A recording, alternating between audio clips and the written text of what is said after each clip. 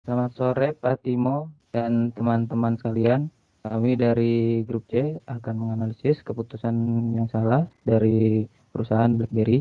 Kami yang beranggotakan 9 yaitu ada Andi, ada Valentina, ada Ferry Mario, ada Cindy, ada Gabriela Natasha, Gregorius Krishna, Yuan, Noel, dan saya sendiri Felix. Yang pertama adalah company profile-nya. Nama perusahaan yang pertama itu adalah RIM Research in Motion. Kalau sekarang namanya BlackBerry. Perusahaan ini berasal dari Kanada dan tahun berdirinya tahun 1985 yang didirikan oleh Michael Lazaridis dan juga Douglas Virgin yang merupakan mahasiswa teknik komputer. Langsung tujuan pertama mereka adalah bisnis konsultasi barang elektronik dan ilmu komputer. Ciri khas mereka adalah keyboard full QWERTY-nya. Selanjutnya ada histori dari perusahaan RIM. Pada tahun 1984, perusahaan RIM ini berdiri. Selanjutnya pada tahun 1988, perusahaan RIM meraih kejayaan sebagai perusahaan pertama di bidang pengembangan teknologi dan wireless pertama di USA.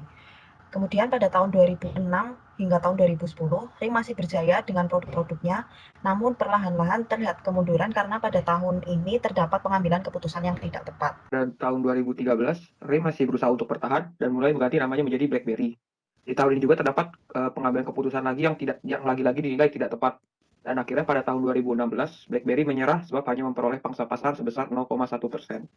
Pada sekitar tahun 2007 sampai 2008, perusahaan Research in Motion membuat sebuah keputusan tetap memproduksi BlackBerry dengan keyboard full QWERTY dengan mengembangkan beberapa fitur yang sudah ada.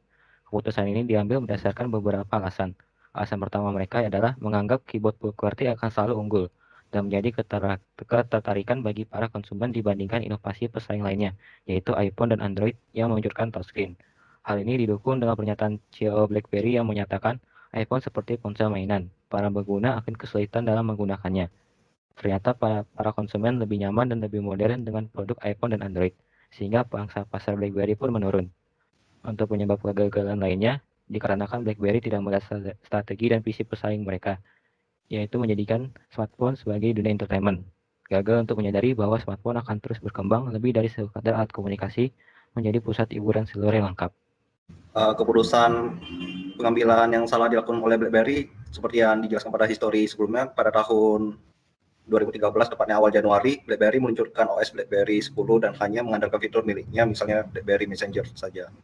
Alasan pengambilan keputusan tersebut, perusahaan BlackBerry ingin mengembalikan masa kejayaan dan menjadi penguasa pangsa pasar dunia mobile kembali untuk membayar kesalahan pada masa lampau. Seperti yang dikatakan Hans yang berjabat sebagai CEO, mengatakan bahwa BlackBerry 10 yang diluncurkan akan kembali menjadi pemain yang sangat kuat dan dalam 5 tahun, BlackBerry akan menjadi pemimpin absolut dalam komputasi mobile. Itulah tujuan mereka. Kenyataannya tetap saja gagal karena sebenarnya peluncuran BlackBerry OS 10 ini terlambat dipasarkan. Seharusnya mereka meluncurkan produknya pada bulan Desember, di mana iPhone, Android, dan lain-lain sudah memancarkan produk-produknya, sehingga ketinggalan di mana para konsumen sudah terlanjur membeli dan nyaman dengan produk pesaing. Meskipun BlackBerry OS 10 sudah menghadirkan berbagai fitur, tetapi masih dianggap tidak lengkap dan sangat jauh yang dimiliki pesaing. Karena lagi-lagi mereka hanya mengandalkan fitur buatan mereka sendiri, yaitu BlackBerry, yang dimana tidak ada Instagram, Twitter, dan lain-lain yang ataupun aplikasi yang sedang booming saat ini di kalangan konsumen.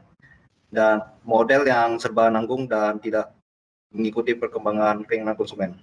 Yang berikutnya yaitu hal lain yang memperburuk BlackBerry. Jadi pada perusahaan BlackBerry ini, mereka melakukan kesalahan, yaitu terlalu fokus terhadap perilisan produk-produknya. Padahal sebenarnya produk-produk tersebut masih belum siap untuk dipasarkan.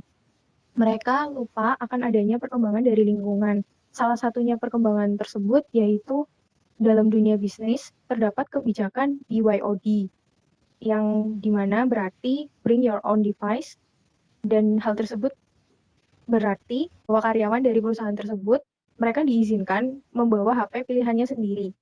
Dan situasi tersebut sebenarnya bisa menjadi kesempatan yang bagus untuk BlackBerry dalam mengembangkan layanan BlackBerry Enterprise. Namun sayang sekali mereka terlambat untuk menyadari hal tersebut, sehingga mereka tetap melakukannya dengan hasil yang tidak begitu laku dan juga security yang masih belum sempurna dibandingkan pesaing lainnya. Selanjutnya terdapat dua grafik, yaitu pada grafik yang sebelah kiri merupakan grafik pendapatan RIM sedunia tahun 2004 sampai 2020 dalam satuan million US dollar. Bisa dilihat bahwa dalam dekade terakhir BlackBerry mengalami penurunan yang drastis. Lalu pada grafik sebelah kanan merupakan grafik pangsa pasar smartphone dengan OS dari beberapa smartphone.